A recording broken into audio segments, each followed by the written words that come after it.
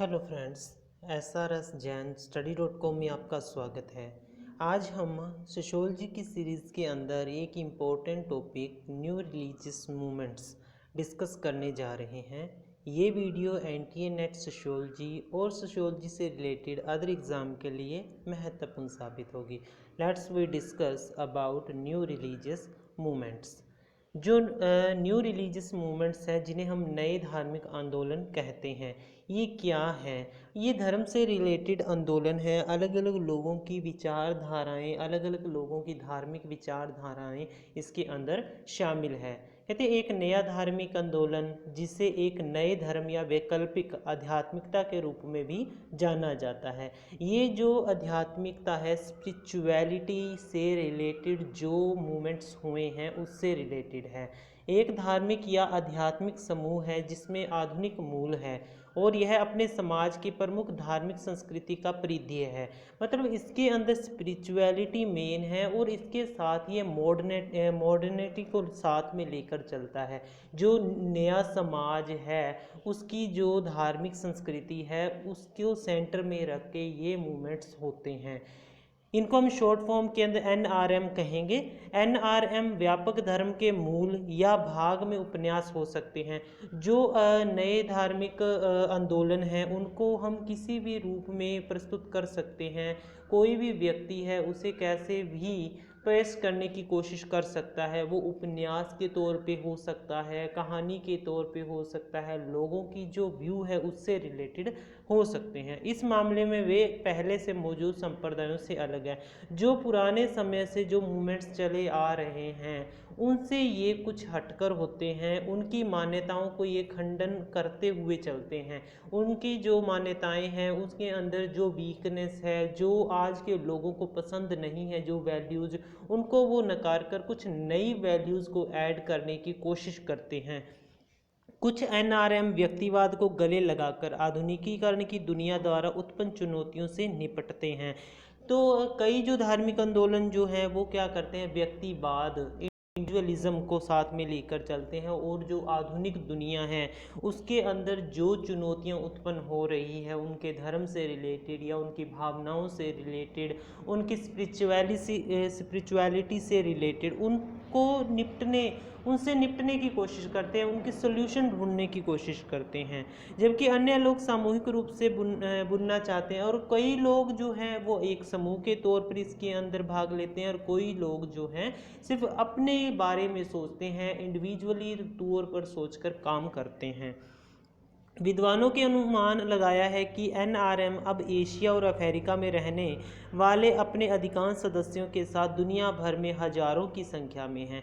मतलब जो ये आंदोलन है बहुत ज़्यादा बड़े लेवल पर हो रहे हैं। पूरे एशिया के अंदर, अफ्रीका के अंदर ये आंदोलन है जो काफ़ी चल रहे हैं और इनसे काफ़ी बदलाव भी आ रहे हैं। अधिकांश में केवल कुछ सदस्य हैं, कुछ के पास हजारों हैं और कुछ के पास 1 लाख से अधिक सदस्य है। तो अब यहाँ पर देखो जो रिलीजियस मूवमेंट है वहाँ इसके अंदर क्या है, कई जो रिलीजियस मूवमेंट है उनके पास कुछ ही सदस्य हैं, कुछ ही लोग उस आंदोलन को लेकर चल रहे हैं।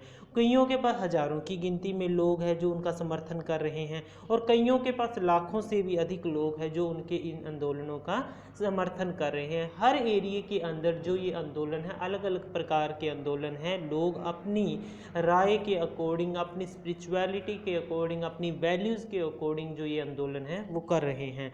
विद्वानों ने परिभाषाओं तक पहुंचने और सीमाओं को परिभाषित करने का प्रयास जारी रखा है और विद्वान इनको डिफाइन करने की कोशिश कर रहे हैं, इनकी लिमिटेशंस ढूंढ रहे हैं।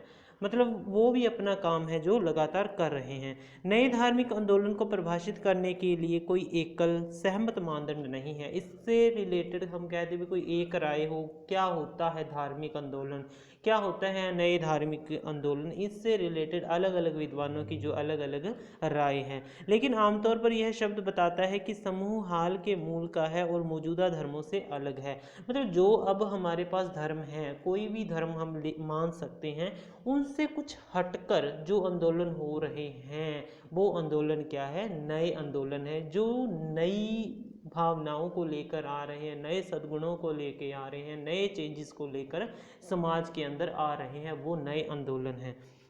इस संदर्भ में नया शब्द की व्याख्या कैसे की जानी चाहिए, इस पर बहस चल रही है। और अब नए कैसे हैं, इससे रिलेटेड भी जो लोगों के अंदर या हम कह दें विद्वानों के अंदर जो है डिबेट चलती रहती है लगातार। एक परिप्रेक्ष्य यह है कि यह एक ऐसे धर्म का नामित करना चाहिए जो ईसाई, यहूदी, इस्लाम, हिंदू और बौद्ध धर्म जैसे बड़े सुस्थापित धर्मों की तुलना में अपने मूल में अधिक हाल में ही हो।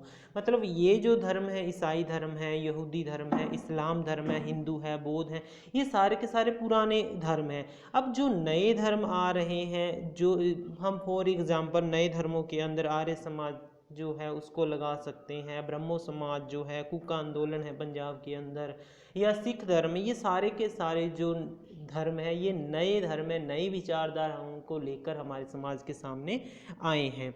एक वैकल्पिक परिप्रेक्ष्य यह है कि नया का मतलब यह होना चाहिए कि एक धर्म अपने गठन में अधिक हाल में ही है, मतलब अभी नए जो ज़्यादा समय नहीं हुआ है जिन धर्मों को, जिन आंदोलनों को लेकर, वो क्या है, नए धर्म है या नए आंदोलन है। कुछ विद्वान 1950 के दशक या 1945 के दूसरे विश्व युद्ध के अंत को परिभाषित समय के रूप में देखते हैं, जबकि अन्य 1830 में लेटर डे संत आंदोलन की स्थापना के रूप में देखते हैं। अब इससे भी रिलेटेड अलग अलग जो विद्वान है अलग अलग समय काल को मानते हैं, कब से नए आंदोलनों को माना जाए, नए धर्मों को माना जाए। तो 1830 के बाद के जो नए धर्म हमारे समाज के अंदर आए उनको नयों के अंदर शामिल किया जा रहा है। नए धर्मों को अक्सर स्थापित धार्मिक संगठनों और विभिन्न धर्म निरपेक्ष संस्थानों से शत्रुतापूर्ण स्वागत का सामना करना पड़ता है। तो जो नए धर्म आएंगे, नई जो चेंजेज आएंगे, उन्हें पुराने धर्मों के साथ हैं जो उनकी चुनौतियों के साथ सामना करना पड़ेगा, उनसे कट्टरता कह दें या उनसे लड़ाई झगड़ा करना पड़ेगा, उनसे शत्रुता की भावना पैदा होती है।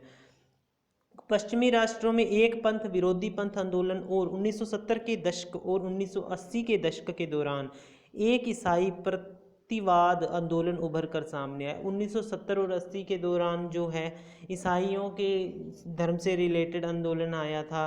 उसके 1970 के दशक में धर्म के अकादमिक अध्ययन के भीतर नए धर्मों के अध्ययन का विशिष्ट क्षेत्र विकसित हुए।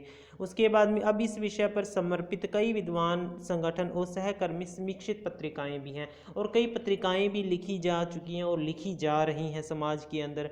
धार्मिक अध्ययन के विद्वान आधुनिकता में NRM के उदय का संदर्भ देते हैं, इससे एक उत्पाद के रूप में संबंधित करते हैं और धर्मनिरपेक्षता, वैश्वीकरण, अंतर्विरोध, विखंडन, संवेदनशीलता और व्यक्तिकरण की आधुनिक प्रक्रियाओं के उत्तर देते हैं। इन सब के जो है उत्तर NRM के द्वारा मिल रहे हैं। उसके बाद में इसका इतिहास हम क्या लगाएं, कहाँ से स्टार्ट करें इसको, तो 1830 में लेटर डे सेंट आंदोलन, जिसमें the church of Jesus Christ of latter day saints की स्थापना की गई थी। ये मोस्ट इंपॉर्टेंट है, इसको आपने याद करना है। जोसेफ स्मिथ द्वारा स्थापित किया गया था। ये किसके द्वारा स्थापित किया गया? जोसेफ स्मिथ के द्वारा स्थापित किया गया था। यह अब सदस्यता के मामले में सबसे बड़े नए धार्मिक आंदोलन में से एक है। उसके बाद में इन 1838 के अंदर टेनरिको की स्थापना जापान में हुई थी, ये भी एक आंदोलन था। उसके बाद 1844 में ईरान में बैबिज्म की स्थापना हुई थी, ये भी एक धार्मिक आंदोलन, नया धार्मिक आंदोलन था। उसके बाद बहाई आस्था की स्थापना 1863 में बहुआयुहु द्वारा की गई थी। उसके बाद में 1860 में डोकाक, बाद में चोडोबाद, कोरिया में चोई जेबू द्वारा स्थापित किया गया था, ये भी एक नया धार्मिक आंदोलन था। उसके बाद में क्या हुआ, बाद में इसने 1894 में डोकक किसान क्रांति को प्रज्वलित किया। अब जो ये डोकाक जो आंदोलन हुआ था, इसने ही बाद में किसान क्रांति को भी प्रज्वलित किया था, उसको भी इसने बढ़ावा दिया था। इसके बाद 1889 में अहमदिया एक इस्लामी संप्रदाय की स्थापना मिर्ज़ा गुलाब अहमद ने की थी। उसके बाद 1891 में यूनिटी चर्च, पहला न्यू थॉट संप्रदाय, संयुक्त राज्य अमेरिका में स्थापित किया गया था। उसके बाद में 1893 में शिकागो में विश्व धर्मों की पहली संसद आयोजित की गई थी। सम्मेलन में अध्यात्मवाद और ईसाई विज्ञान जैसे समय के NRM शामिल थे। बाद में प्रतिनिधित्व इसके संस्थापक मैरी बेकर एडी ने किया था। जो धर्म से रिलेटेड सम्मेलन हुआ था 1893 के अंदर, इसके संस्थापक मैरी बेकर एडी को माना जाता है। उसके बाद 1911 में पहले और सबसे बड़े आधुनिक अफ्रीकी चर्चों में से एक नासरत बैप्टिस्ट चर्च दक्षिण अफ्रीका में यासाहा सैम्बे द्वारा स्थापित किया गया था। आपको ये कुछ कठिन लगेगा पर इनको हमें याद करना पड़ेगा, क्योंकि सोशियोलॉजी के अंदर ये न्यू कंसेप्ट जो नए धार्मिक आंदोलन है उसको 10th जो हमारी यूनिट है उसके अंदर शामिल किया गया। उन्होंने इसके अंदर बताया है कि नए धार्मिक आंदोलन को शामिल किया गया। अब इसमें कौन से धर्मों को आंदोलनों को शामिल किया गया ये तो उसमें नहीं किया, तो हमें वेस्टर्न भी करने हैं, इंडियन भी जो आंदोलन है वो करने हैं। आज हम वेस्टर्न जो है उनको डिस्कस कर रहे हैं। इनको आप अच्छी तरह रिटर्न कर लो, कॉपी के अंदर लिख लो, इनको आपको याद करना पड़ेगा क्योंकि इससे रिलेटेड क्वेश्चन आ रहे हैं पेपर के अंदर। उसके बाद 1950 और 1960 के दशक में कई राष्ट्रों में नए धार्मिक आंदोलनों का विस्तार हुआ। जापानी नए धर्मों शिंटो डायरेक्टिव 1945 के अंदर के बाद बहुत लोकप्रिय हो गए और उन्होंने जापानी सरकार और शिंटो को अलग करने के लिए मजबूर कर दिया, जो कि राज्य धर्म रहा था, जिससे धर्म की अधिक स्वतंत्रता प्राप्त हुई। उसके बाद 1954 में संयुक्त राष्ट्र अमेरिका और दक्षिण कोरिया में यूनिफिकेशन चर्च में साइंटोलॉजी की स्थापना की गई। तो क्वेश्चन ये बन सकता है साइंटोलॉजी की स्थापना कहाँ की गई, या ये बन सकता है 1954 में संयुक्त राष्ट्र अमेरिका और दक्षिण कोरिया में यूनिफिकेशन जो चर्च है वो कौन सी थी। तो क्वेश्चन कैसे भी मोल्ड होके पूछा जा सकता है। अगर आपने एक बार इसको सुना होगा, इसको लिखा होगा, तो क्वेश्चन इससे रिलेटेड कैसे भी घुमा कर पूछ लिया जाए, आप उसको इजीली सॉल्व कर सकते हो।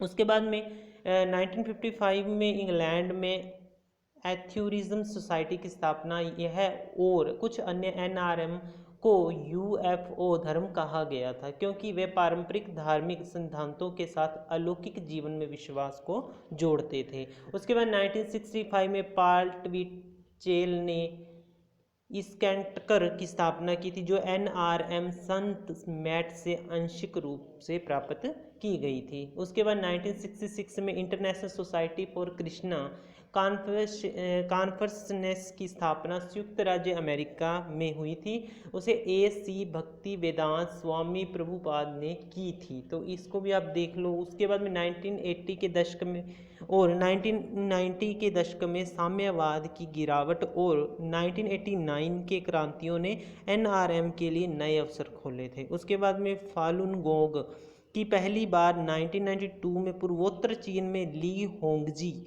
द्वारा सार्वजनिक रूप से पढ़ाया गया था।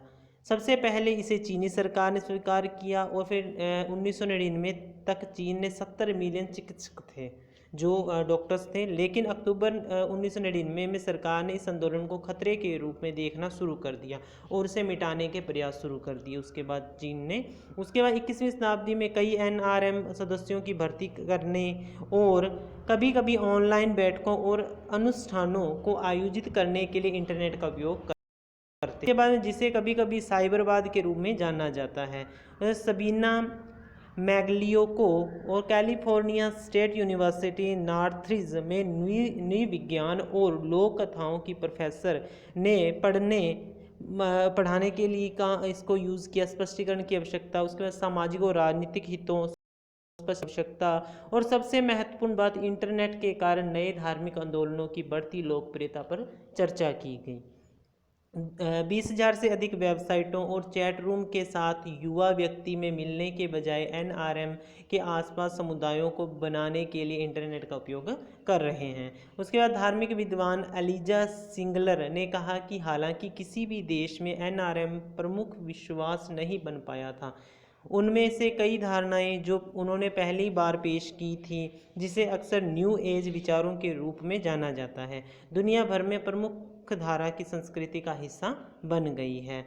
विश्वास और व्यवहार, इनसे रिलेटेड क्या विश्वास किए जाते हैं, जैसे कि बारकर ने उल्लेख किया है, NRM सभी एक साथ लुम्पड़ नहीं हो सकते और कई मुद्दों पर एक दूसरे से भिन्न हो सकते हैं। लगभग हर एक समूह पर लागू होने वाले NRM के बारे में लगभग कोई सामान्यकरण नहीं किया जा सकता।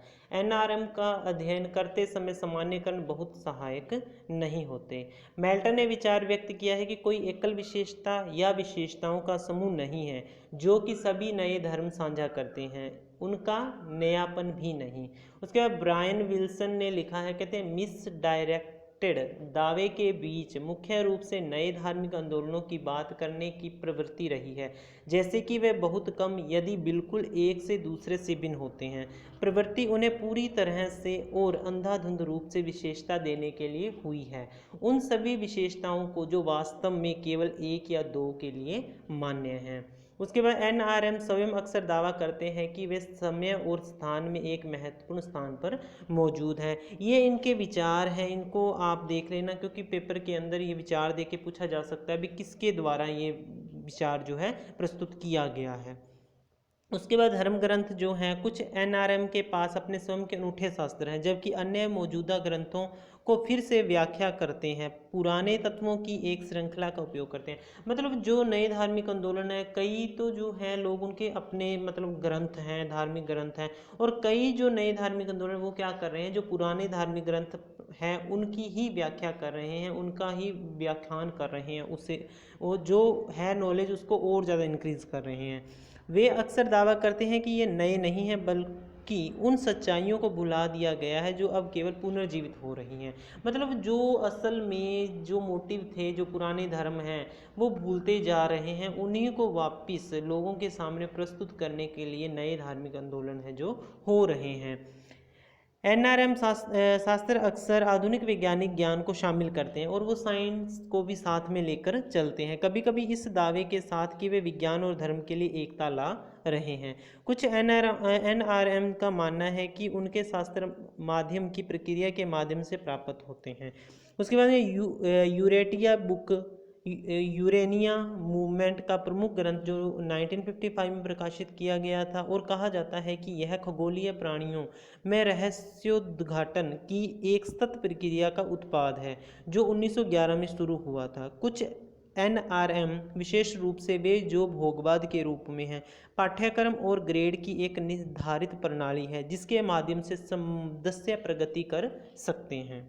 उसके बाद में जो न्यू रिलीजियस मूवमेंट्स हैं, इनसे रिलेटेड ये कुछ इंपॉर्टेंट बुक्स है, इसके अंदर आप इनको देख लो और इनको आप याद कर लेना। कॉम्प्रीहेंडिंग कल्ट्स जो है the sociology of new religious movements, ये लोरेन एल डाउसन की लिखी हुई है। उसके बाद the sociology of religious movement, ये है विलियम सिम्स बैन ब्रिज की लिखी हुई। उसके बाद new religious movements their incidence and significance, ये है एलिन ब्रेकर की लिखी हुई। तो ये थे न्यू रिलीजियस मूवमेंट से रिलेटेड कुछ इम्पोर्टेंट फैक्ट। हो सकता है आपको ये वीडियो बोरिंग लगी हो, बट ये फैक्चुअल है, इनको आपको याद करना पड़ेगा। आप इस वीडियो को 2 से 3 बार देखें, ये अपने आप ही आपको याद हो जाएंगे। Okay, thank you for video watching.